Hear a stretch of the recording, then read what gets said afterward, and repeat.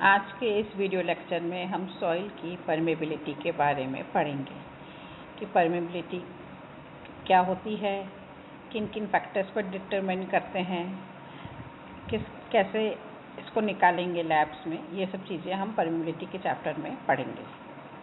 Permeability, किसी भी material की परमेबिलिटी क्या होती है? मटेरियल परमेबल कहलाएगा कब? मटेरियल परमेबल तभी होता है जब उसमें कंटिन्यूस वॉइड्स होंगे। वॉइड्स यानी कि पोर्स होंगे, तो उसमें पानी को वो पास होने देगा। परमेबिलिटी मीन्स पारगम्यता। परमेबिलिटी का इफेक्ट फाउंडेशंस की स्टेबिलिटी के ऊपर, seepage loss through embankments of reservoirs, जो रिजर्वोयर्स होते हैं जहाँ पे जिसके सहारे हम पानी या कुछ स्टोर करते हैं, वहाँ पे ड्रेनेज ऑफ सब ग्रेड्स, सड़कों में इनका ड्रेनेज होता है। Excavation of open cuts in water bearing sands, जहाँ से आप लोग मिट्टी निकालते हैं वहाँ पे।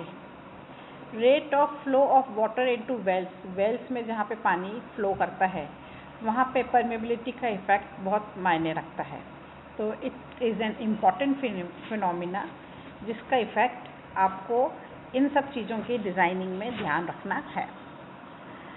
पानी का जो फ्लो होता है वो लैमिनार भी हो सकता है और टर्बुलेंट भी हो सकता है। लैमिनार मीन्स एक लाइन में फ्लो करना है और turbulent means zigzag pattern, no clear direction. तो हम यहाँ पे इस केस में ये मान के चल रहे हैं कि हमारा जो पानी का फ्लो है वो लैमिनार है। पानी जो है वो पाइप्स के थ्रू, जो वॉइड्स है सॉइल में, वो पाइप्स की तरह फॉर्म कर रहे हैं और वो पानी उसमें से फ्लो कर रहा है। एक टर्म होता है क्रिटिकल वेलोसिटी। क्रिटिकल वेलोसिटी को VC से शो किया है। ये वो वेलोसिटी होती है जिसके नीचे फ्लो हमेशा लैमिनार रहेगा। और रेनॉल्ड्स ने इस फ्लो का जो फॉर्मूला दिया है वो है NR = VC D gamma not upon mu G। NR जो है वो रेनॉल्ड्स नंबर है। लैमिनार फ्लो के लिए रेनॉल्ड्स नंबर जो है 2000 से ज़्यादा नहीं होना चाहिए। VC है क्रिटिकल वेलोसिटी। इस वेलोसिटी से अगर ज़्यादा वेलोसिटी आ गई तो फ्लो लैमिनार की जगह टर्बुलेंट हो जाएगा। D है डायमीटर ऑफ पाइप, सॉइल के केसेस में वॉइड्स जो होंगे। गामा नॉट पानी की unit weight of water. Mu viscosity of fluid, हम लोग पानी ले रहे हैं, अगर बाकी किसी कंडीशन में अगर कोई फ्लूइड होता है तो उसको लेंगे, लेकिन हमारी केस में हम लोग पानी ही लेंगे। और G है एक्सीलरेशन ड्यू टू ग्रेविटी। इन लॉ को स्टडी करने के बाद डार्सी ने एक नियम दिया। डार्सी का जो लॉ है वो ये कहता है कि क्वांटिटी ऑफ वाटर, जो volume of water per second flowing through a cross sectional area, जो कि क्रॉस सेक्शनल एरिया A से वो जो पानी पास हो रहा है under hydraulic gradient I is given by, उसकी फॉर्मूला जो दिया है वो दिया है Q = KIA। यहाँ पे Q जो है वो है डिस्चार्ज पर सेकेंड। K कहलाता है एक कांस्टेंट होता है जिसकी वैल्यू उसको हम बोलते हैं कोफिशिएंट ऑफ परमेबिलिटी। I यानी हाइड्रोलिक ग्रेडियंट यानी कि स्लोप, और A जो है वो cross sectional area of soil है। एक और फॉर्मूला इसी से डिराइव होता है Q = AV। Q क्या है? डिस्चार्ज पर सेकेंड। तो डिस्चार्ज यानी कि वॉल्यूम पर सेकेंड। वॉल्यूम कैसे निकालेंगे? तो वॉल्यूम निकालने के लिए इसने ले लिया एरिया इनटू वेलोसिटी। वेलोसिटी मतलब मीटर्स पर सेकेंड। तो इस तरह से Q = AV। Q = AV, तो Q/A = V और Q/A = KI। क्योंकि I की कोई इकाई नहीं होती है, जो स्लोप है, तो कोफिशिएंट ऑफ परमेबिलिटी की जो यूनिट आएगी वो वेलोसिटी ऑफ फ्लो की यूनिट ही होगी मीटर्स पर सेकेंड अगर आपने लिया है तो।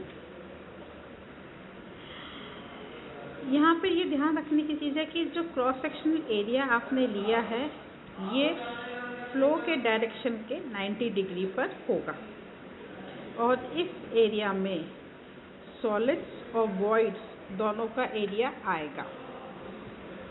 ये बहुत इम्पॉर्टेंट चीज़ है क्योंकि हमने एरिया तो कंप्लीट एरिया लिया है जिसमें सॉलिड्स भी हैं वॉइड्स भी हैं, लेकिन पानी जो पास होता है वो सिर्फ वॉइड से ही होता है।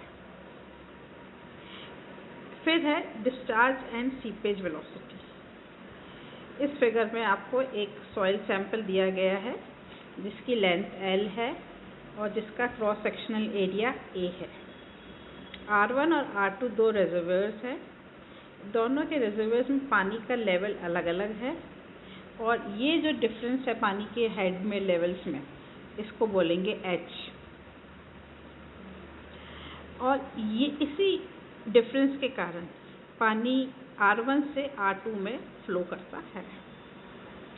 डार्सी ने अजम्पशंस लिए हैं कि जब हमारा पानी फ्लो करता है तो वॉल्यूम में कोई चेंज नहीं आएगा और सॉइल जो है वो कम्प्लीटली सैचुरेटेड है, मतलब जितना फ्लो आपने पानी जो जितना आ रहा है इनलेट में उतना ही आउटलेट होगा। अगर स्टेडी स्टेट कंडीशन है, स्टेडी स्टेट मतलब टाइम के साथ उसमें चेंज नहीं आ रहा है, तो क्यू ए सेक्शन पे is equal to Q B section is equal to Q C, मतलब अगर मैं कोई सा भी सेक्शन लेती हूँ तो जो डिस्चार्ज पर सेकंड है वो सेम रहेगा। क्यू किसके बराबर होता है? ए इंटू बी, ये हम ऊपर देख चुके हैं, एरिया इंटू वेलोसिटी। अगर मैंने एरिया ऑफ वॉइड्स लिया है तो इसके साथ अगर मैंने एरिया कम कर दिया है, वॉइड्स का ही एरिया ले रही हूँ जो कि एक्चुअली वॉइड से ही पानी पास होता है, तो इसके साथ जो वेलोसिटी है वो कहलाएगी सीपेज वेलोसिटी Vs। तो AV/Vs is equal to A into V। तो Vs is equal to AV upon voids area. Total area upon area of voids is equal to 1/9 is equal to Vs upon V। 1/n को हमने लिख दिया 1 plus E upon E। तो Vs is equal to V upon n और n की जगह 1/n की जगह आपने लिख दिया 1 प्लस E अपॉन E। तो ये फॉर्मूला आपको याद रखना है, seepage velocity Vs is equal to V upon n, ये याद रखना है। अब हमें ये पता है कि 1 प्लस E जो है वो E से बड़ा होगा, तो 1 प्लस E को जब हम E से डिवाइड करेंगे तो हमेशा +1 में आंसर आएगा, ग्रेटर देन मोर देन 1 में आंसर आएगा। तो इसका मतलब ये हुआ कि Vs सीपेज वेलोसिटी जो है वो जो वेलोसिटी V है उससे ज़्यादा होती है। एक और फॉर्मूला है, जैसे V is equal to KI है वैसे ही Vs is equal to KPI होगा और KP को बोलते हैं हम लोग कोफिशिएंट ऑफ परकोलेशन। ये फॉर्मूला भी आपको याद रखना है। Factors affecting permeability. कौन कौन से फैक्टर्स हैं जो परमेबिलिटी को इफ़ेक्ट करते हैं? पहला है voids ratio, grain size, structure and stratification, properties of pore fluid and trapped air and foreign matter और adsorbed water in clay soil. Permeability को कोफिशिएंट ऑफ परमेबिलिटी को निकालने का जो फॉर्मूला है K is equal to D² gamma W upon N E³ upon 1 plus E into C, ये आपको याद रखना है। इस फॉर्मूले की डेरिवेशन हमें नहीं करनी है। पहला इफेक्ट जो है मैंने लिया है वो लिया है effect of voids ratio. Voids ratio का इफेक्ट कैसे आएगा? K is directly proportional to E³ upon 1 plus E, इसी को लिखा है। इसको ऐसे भी लिख सकते हो कि K1/K2 is equal to E1² second effect है effect of size and shape of particles. तो पार्टिकल का शेप क्या है और उसका साइज क्या है। तो साइज के लिए जो टर्म आपके फॉर्मूले में यूज़ की गई है वो है d²। तो K is proportional to d²। फिर है effect of properties of pore fluid. जो फ्लूइड आपने पानी जो उसमें बह रहा फ्लूइड उसकी प्रॉपर्टीज़ के ऊपर डिपेंड करेगा। अगर वो फ्लूइड उसकी यूनिट वेट ज़्यादा है तो वो उसकी परमेबिलिटी ज़्यादा हो जाएगी। अगर वो विस्कस है तो परमेबिलिटी कम हो जाएगी। तो विस्कोसिटी के साथ ये इन्वर्सली प्रोपोर्शनल है। फिर है effect of structural arrangement of particles and stratification. जो पार्टिकल्स है उनका अरेंजमेंट कैसा है, उनकी लेयर्स कैसे है। दो तरह से लेयर्स हो सकती है, पैरेलल एंड परपेंडिकुलर। इनके बारे में इनकी परमेबिलिटी कैसे निकालते हैं ये हम नेक्स्ट वीडियो में देखेंगे। पैरेलल डायरेक्शन की परमेबिलिटी और परपेंडिकुलर डायरेक्शन की परमेबिलिटी में बहुत डिफरेंस होगा। ये परमेबिलिटी इस पर भी डिपेंड करती है कि आपका जो सैंपल है वो डिस्टर्ब्ड है कि अनडिस्टर्ब्ड है। और फाइन ग्रेन सॉइल्स में ये ज़्यादा इफेक्ट है। और इसमें ये भी देखते हैं कि जो सैंपल है वो डिस्पर्स्ड है कि फ्लॉक्यूलेटेड है। अगर उसने फ्लॉक्स बना लिए तो उसकी परमेबिलिटी कम हो जाएगी। अगर डिस्पर्स्ड है फाइन ग्रेन सॉइल के पार्टिकल्स तो उसकी परमेबिलिटी ज़्यादा रहेगी। फिर है effect of degree of saturation and other foreign matter. अगर हमारे जो वॉइड्स हैं उनमें कोई फॉरेन मैटर आ गया, हवा भर गई है कुछ, तो उसके कारण इसकी परमेबिलिटी कम हो जाएगी।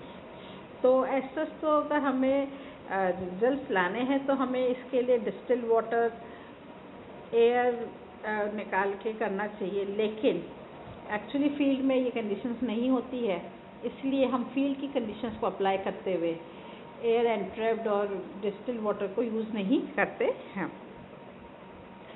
फिर है इफेक्ट ऑफ एड्जॉर्ब्ड वाटर।